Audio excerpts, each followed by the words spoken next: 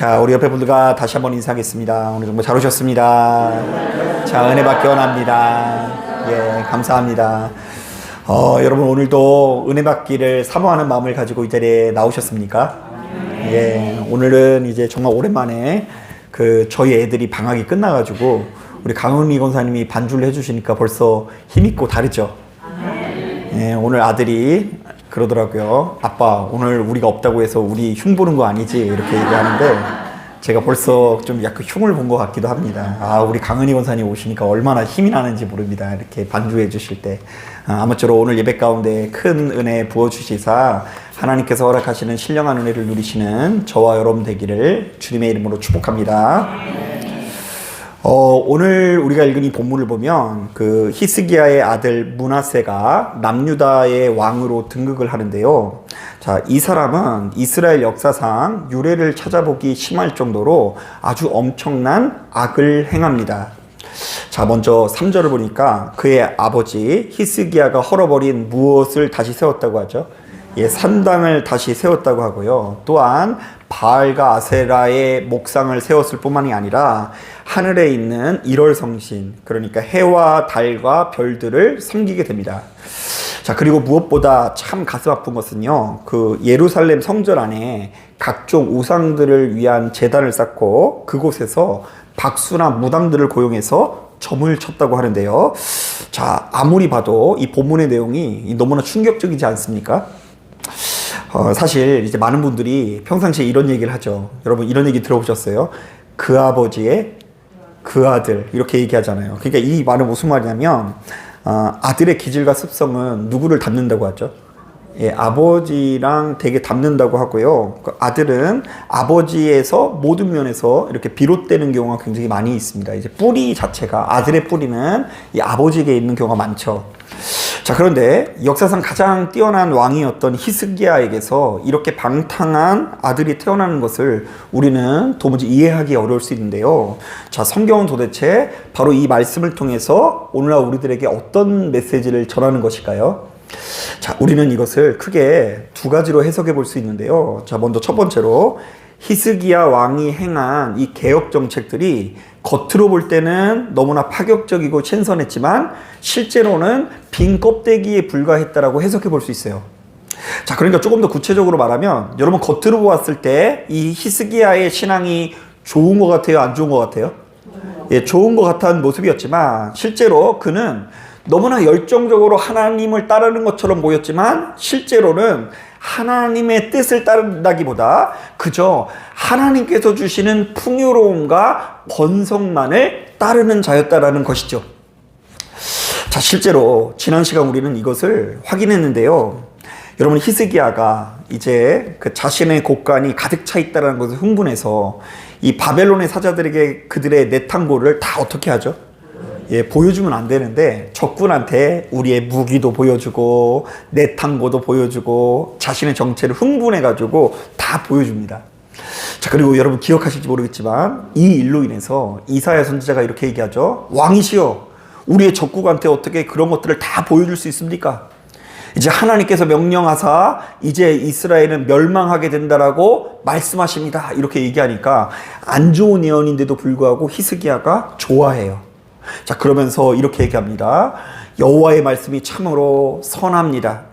그래도 내가 살아있는 동안에는 유다가 멸망하지 않으니 참으로 다행입니다. 이렇게 말해요. 자, 이것은 뭐냐면 내가 아니면 된다라는 이야기예요. 우리나라가 망할지라도 누구만 아니면 된다고요? 나만 아니면 된다라는 뉘앙스의 이야기를 한 거죠.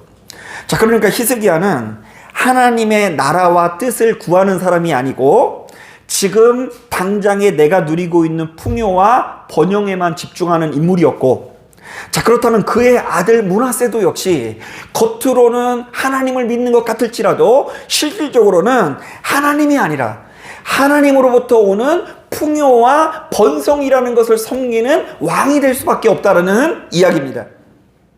아니, 지금 당장에 형통할 수만 있다면 하나님이 아니라 그 무엇이라도 믿을 수 있는 것이 므낫세의 정체라는 것이죠. 자, 그래서 므낫세는 주저없이 자신이 잘 되기 위해서 바알과 아세라를 예루살렘으로 가져오고요.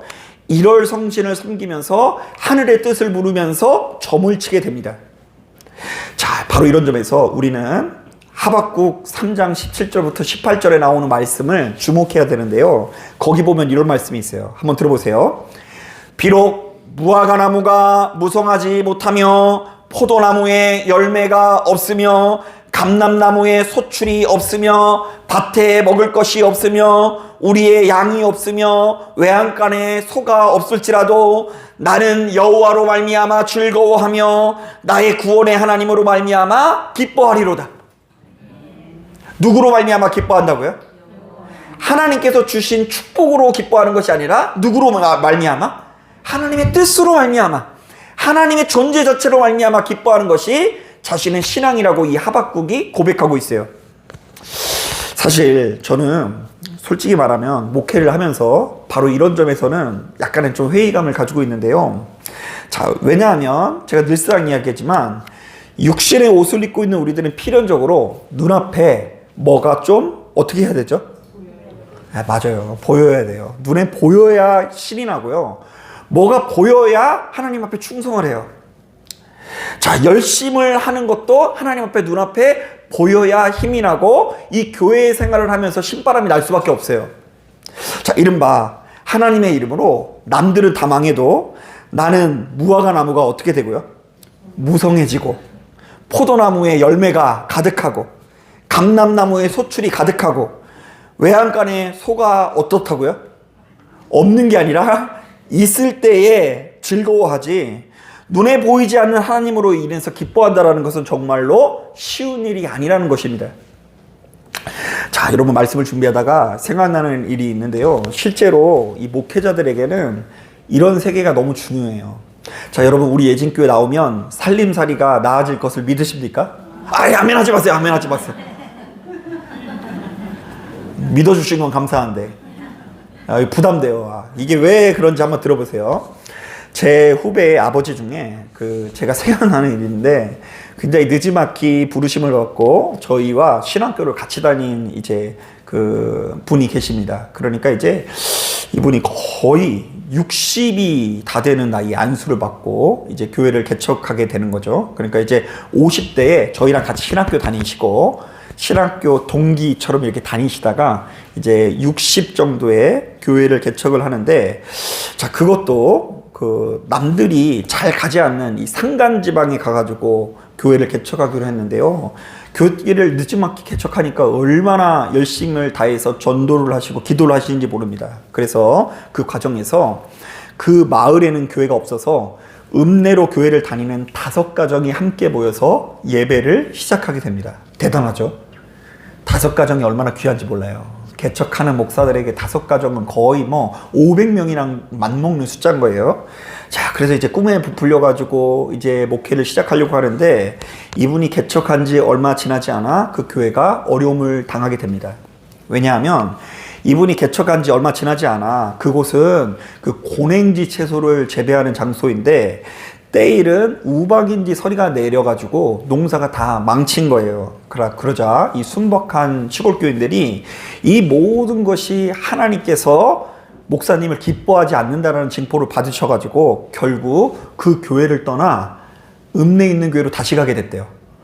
읍내에 있는 교회에 있을 때는 우박이 내린 적이 없는데 새로운 목사님이랑 같이 이제 이 교회를 개척하려고 하니까 우박이 내려가지고 마음이 너무 못 견디겠는 거예요. 그래서 이제 바로 옆에 교회가 있는데 그 교회 안 가고 읍내로 교회를 가가지고 이분이 너무 상처를 받아가지고 그 지역에서 목회를 접어버리게 됐어요. 여러분 남의 얘기 같으세요? 시골에서 목회하려면 뭐도 안 내려야 된다고요? 우박 내리면 큰일 나는 거예요.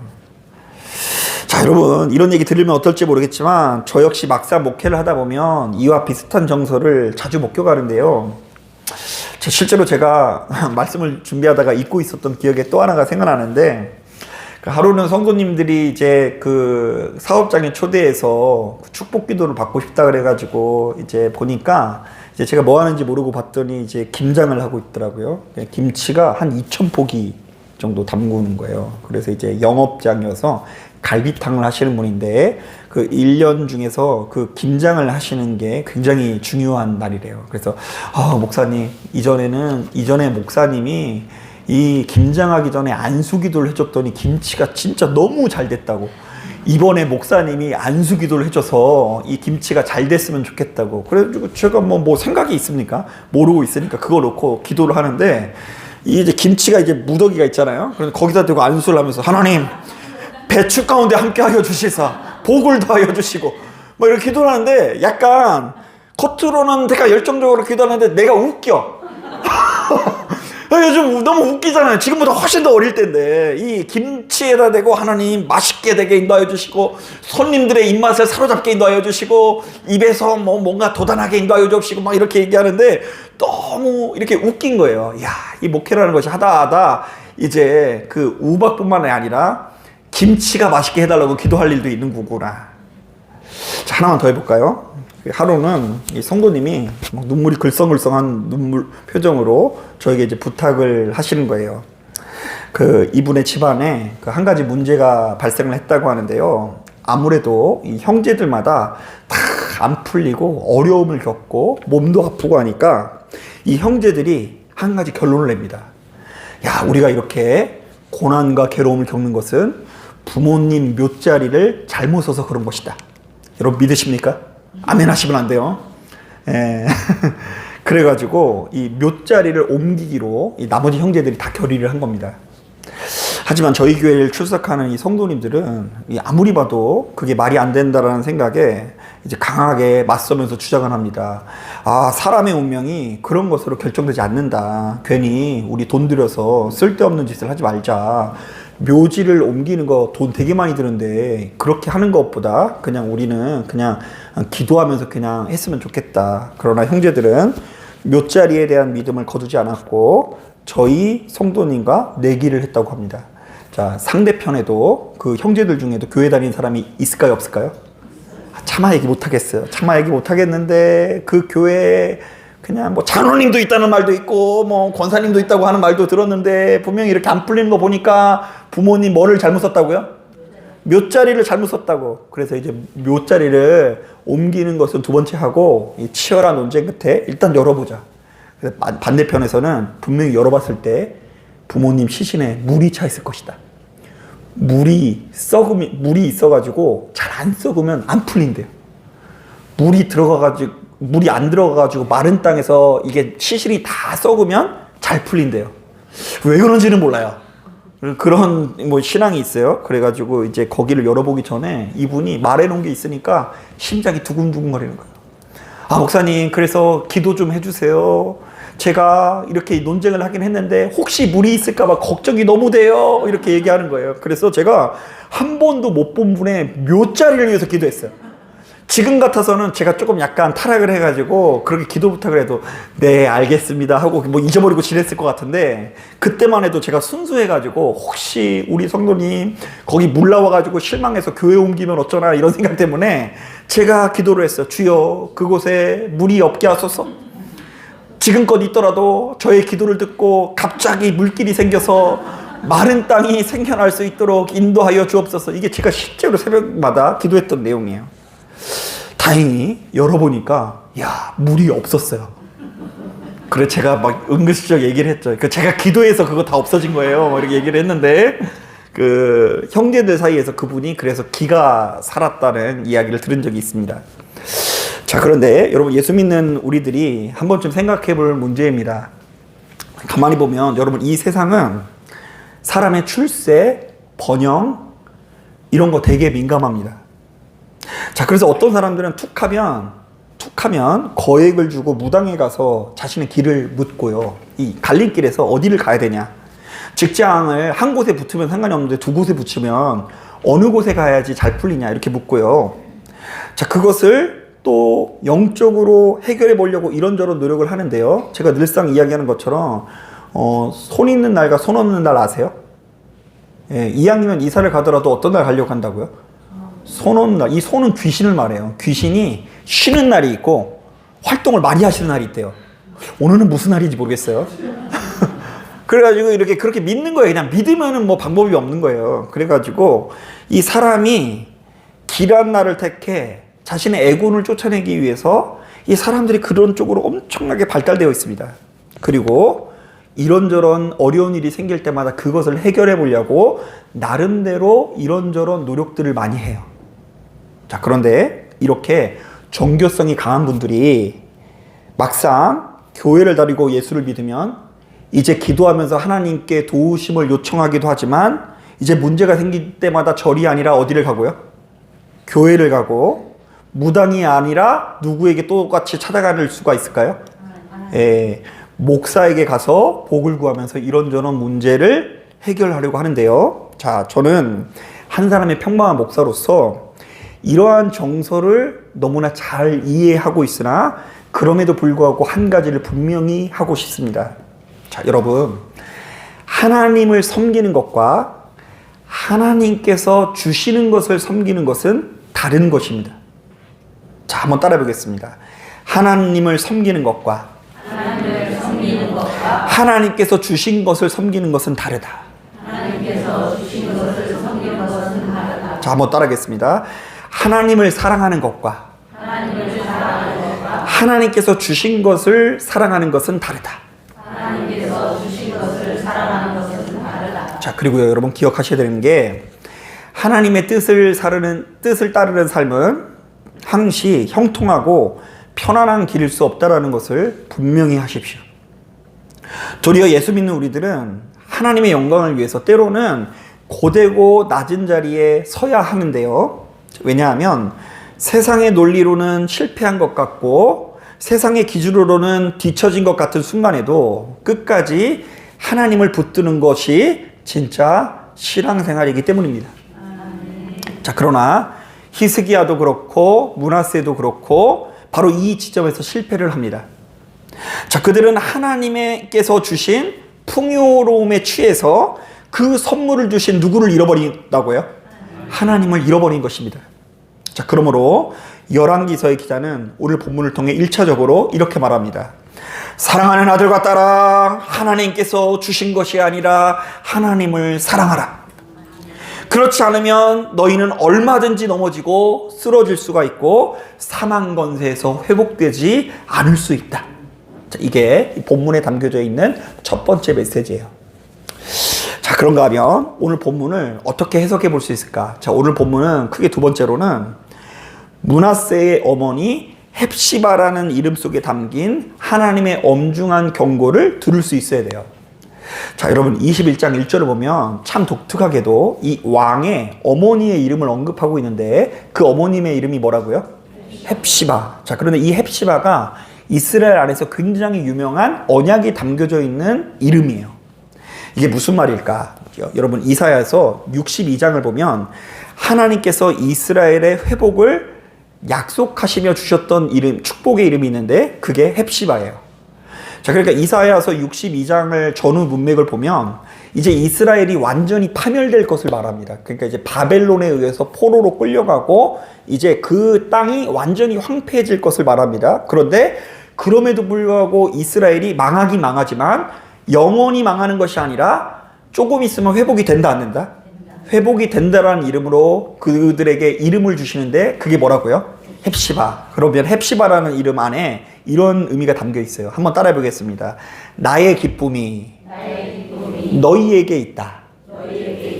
예, 그러니까 이제 얘네들이 고난당한다고 해서 하나님께서 기뻐하지 않는 아주 못된 사람들이 아니라 이스라엘 백성들이 비록 고난 가운데 있지만 이 망한 것 같을지만 그곳에 뭐가 있다고요? 기쁨이 있어서 이스라엘은 반드시 회복될 것이다라는 언약이죠. 자, 실제로 여러분 히스기야 시대를만 보면요, 이스라엘이 이 헵시바라는 이름과 정확히 일치합니다. 여러분 아수르의 대군이 히스기야가 기도할 때 단박에 어떻게 되죠?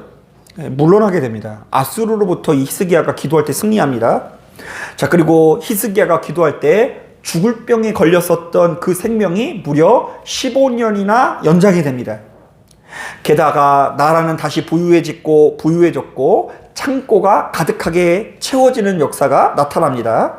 자, 그러니까 지금 이스라엘은 누가 보더라도 하나님께서 나의 기쁨이 너희에게 있다 선포하시는 것 같은 그야말로 헵시바의 시대가 열렸던 것입니다.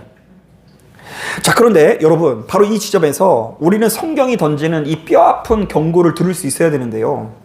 자, 하나님의 은혜로 아무리 좋은 시대가 오더라도, 아무리 좋은 환경이 펼쳐지고 나의 인생이 회복된다고 할지라도 결국 사람은 하나님께서 주시는 축복에 만족을 한다 못한다? 못한다라는 메시지로 해석해 볼 수 있는 거예요. 자, 그러니까 조금 더 구체적으로 말하면 므낫세가 즉위한 그때는 헵시바의 시대가 열렸어요, 안 열렸어요? 열렸어요.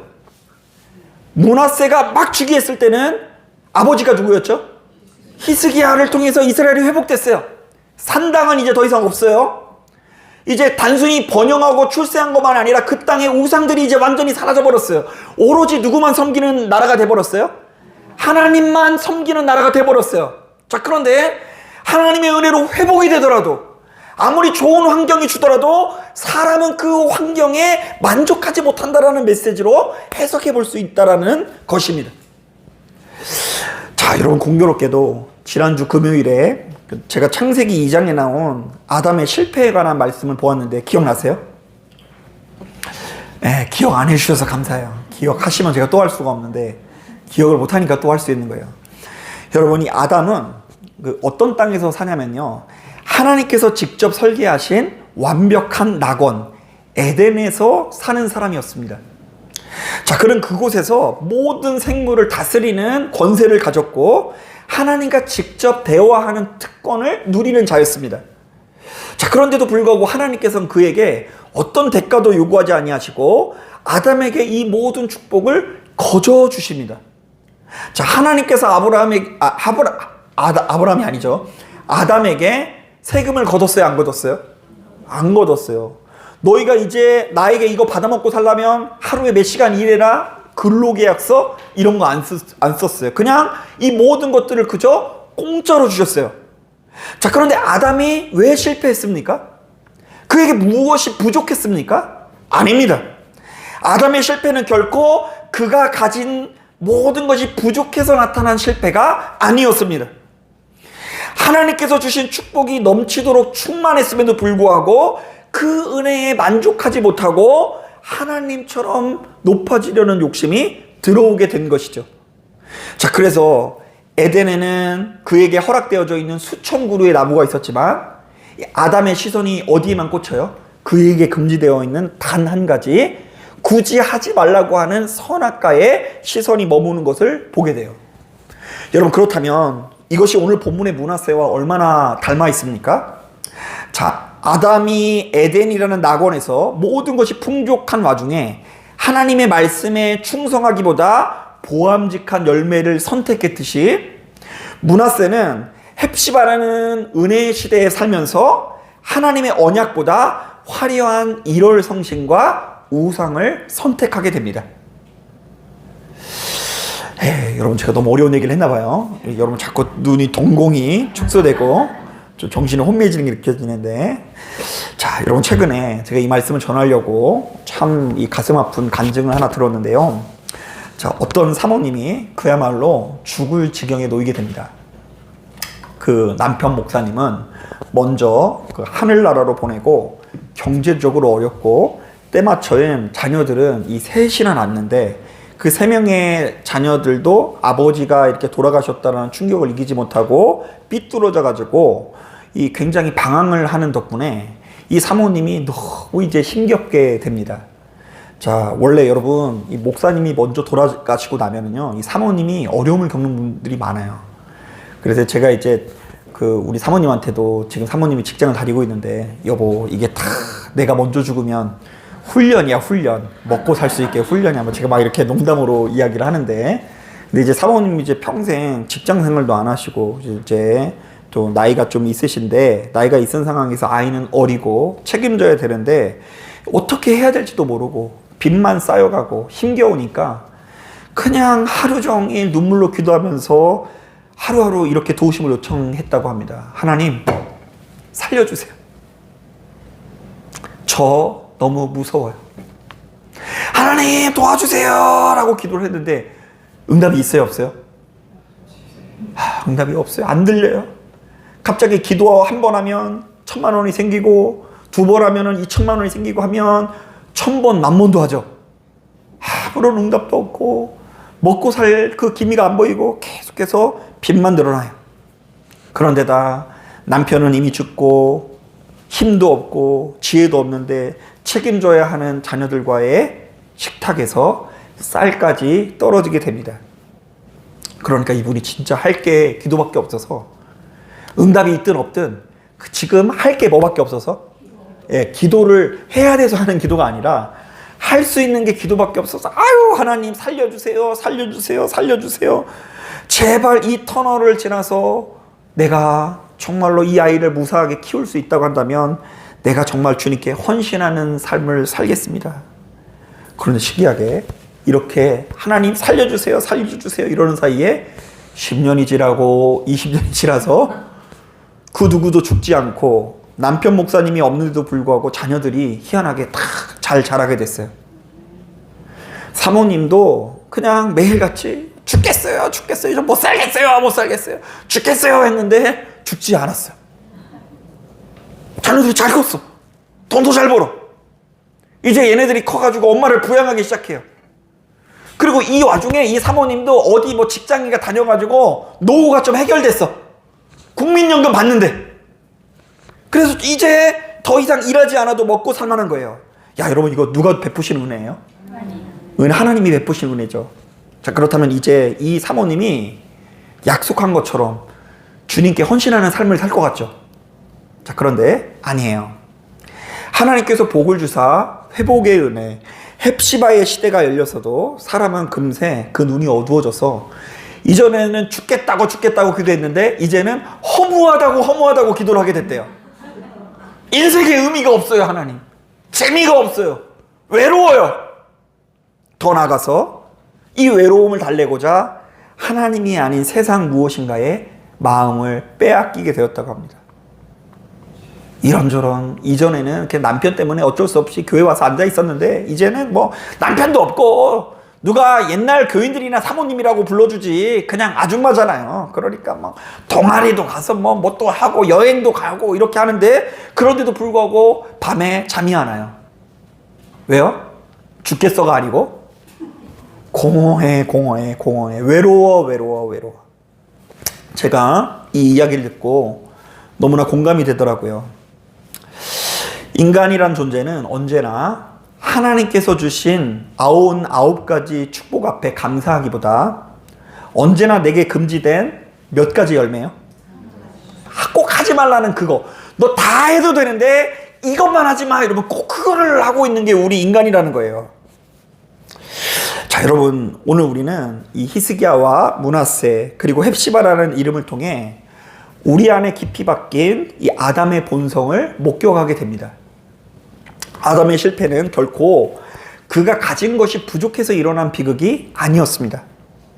자, 그는 완벽한 낙원에 살았고 모든 권세를 누렸지만 단 하나의 금지의 마음을 빼앗긴 순간 그 모든 축복을 결핍으로 바꿔버렸는데요. 이것이 바로 본문에 나와 있는 므낫세의 모습이자 또 이 시대를 살아가고 있는 누구의 모습일까요? 우리들의 모습이라는 것입니다. 자, 한번 따라해 보겠습니다. 사람은 하나님께서 내게 주신 축복 앞에 감사하기보다 선악과에 눈을 돌리기 마련이다. 저는 이것이 오늘 본문 가운데 담겨져 있는 이 헵시바라는 이름이 나와 있는 이유라고 해석을 합니다. 자, 이 열왕기서의 기자는 바로 이것을 언급하고 있는 것 같아요. 너희 아버지의 때에, 너희 부모의 때에 헵시바가 너희도 모르는 사이에 언약이 이루어졌는데, 그러나 너희는 그럼에도 불구하고 빠르게 악을 선택하였다. 이 배은망덕한 녀석아, 이스라엘 너희는 배은망덕하다. 자, 우리는 이 사순절 기간에 바로 이 헛된 시선을 교정해야 합니다. 우리가 그토록 목숨을 걸고 지키려고 하는 체면, 남들의 박수, 그리고 통장의 잔고는 사실 언젠가 주님께 반납해야 되는 렌트카와 같은 것입니다. 자, 우리가 이 사실을 망각하고 참 별거 아닌 것에 마음을 다 빼앗겨 버리면 정작 하나님께서 거저 주신 낙원을 잃어버리게 되는데요. 자, 하나님께서 오늘 우리들에게 이렇게 물으실 거예요. 아무개야, 아무개야. 지금 네가 어디에 있느냐? 네가 그렇게까지 꼭 붙들고 있는 그것 사실은 그렇게까지 중요한 것이 아니다. 자, 이것을 오늘 본문대로 말하면 여러분 히스기야처럼 내탕고에 가득 차 있는 보물을 보며 안도하지 마십시오. 또한 므낫세처럼 하나님이 주신 풍요로움을 신으로 섬기지 마십시오. 하나님이 우리를 회복시키사 헵시바라고 불러주신 이유는 우리가 그 풍요로움에 취해 살기 위함이 아니라 오로지 하나님 한 분만으로 기뻐하는 관계를 회복하기 위해서입니다. 자, 그러므로 이번 한 주 내가 가진 것에 만족하지 못하고 하나님처럼 높아지려던 모든 교만과 욕심을 내려놓길 바랍니다. 대신 가장 낮은 인간의 자리까지 내려오신 두 번째 아담, 예수 그리스도의 길을 바라보시길 바랍니다. 아무쪼록 하나님께서 주신 선물이 아니라 그 선물을 주신 누구를 사랑함으로써? 하나님을 사랑함으로써 악으로 돌아가는 인생이 아니라 하나님께로의 회귀, 하나님께로 돌아가는 인생이 되어지기를 주님의 이름으로 축복합니다. 자, 기도하겠습니다.